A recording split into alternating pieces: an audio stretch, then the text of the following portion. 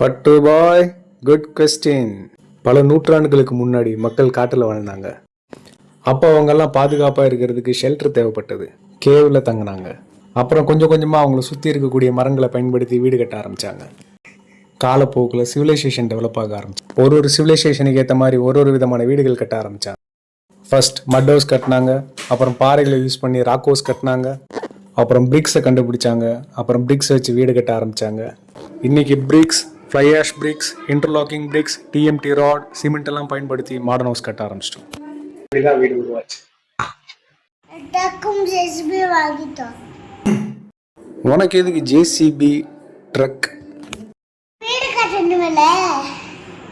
பெரிய பெரிய இன்ஜினியர்ஸே ஜேசிபி ட்ரக்லாம் வாடகைக்கு தான் எடுக்கிறாங்களாம். நீ கதை கேட்கறதுக்கே ட்ரக் ஜேசிபிலாம் கேட்குற.